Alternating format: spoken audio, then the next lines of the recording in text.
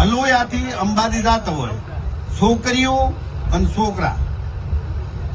એટલે ભાદરવી પૂર્ણિમા આવે કે શ્રાવણ મહિનાની આવે કે જેઠ મહિનાની, તમને કોણે હેંડવાનું કીધું? નોડું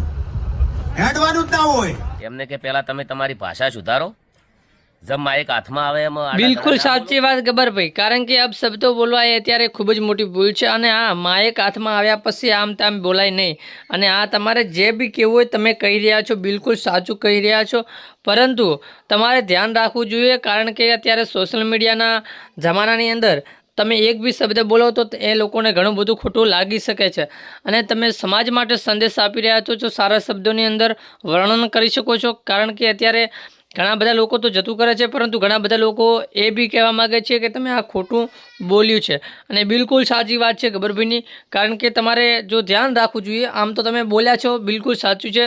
કારણ કે જે બી તમે કહેવા માગો છો એ સમાજ પ્રત્યે ખૂબ જ પ્રતિ લાગણી છે, પરંતુ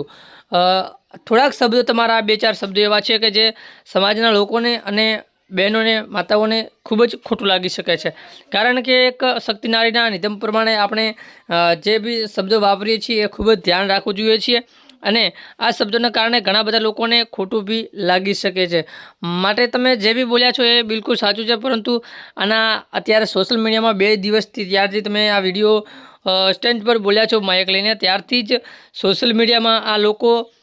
જે બી છે એ તમને કદાચ કોઈ નવા નેક્સ્ટ વિડીયોમાં કોઈ બી નેતાઓ આવા ગેરકાયદેસર ઉપયોગ શબ્દોનો ન કરે, એના માટે ઘણા બધા લોકો આની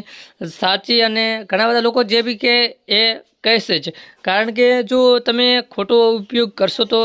લોકોને ઘણાને ખોટું બી લાગી શકે છે. માટે જે બી નેતાઓ બોલે છે અને જે બી લોકો આગેવાનો બોલે છે એમને ખૂબ ધ્યાન રાખીને બોલવું જોઈએ, કારણ કે તમે જે બી શબ્દ બોલો છો એ સમાજને પ્રતિ બિલકુલ નજીક લાગે છે. અને જે બી તમે શિક્ષા, જે બી તમે સમાજને કહેવાય કે શિખામણ આપો છો એ ખૂબ જ સમાજ લોકો એની અસરો પકડે છે. એટલા માટે તમે જો મોટાઓ જ નેતાઓ આવી રીતે કંઈક આગેવાનો થઈને તમે આવા શબ્દોનો ઉપયોગ કરશો તો પાછળના લોકો પણ શું શીખશે? માટે આપણે બી એક માના કે બહેનના ભાઈ છીએ, દીકરા છીએ, તો આવો ખોટો ઉપયોગ ન કરવો જોઈએ, કારણ કે અત્યારે સોશિયલ મીડિયાની અંદર ઘણા બધા લોકોને વિડીયો તો મળી જ જાય કે શું ભૂલ છે શું નહીં, એટલે આવા બધા સોશિયલ મીડિયામાં કારણો હોય છે. તો ગબ્બરભાઈનું બી કેવું કોઈ ખોટું નથી, અને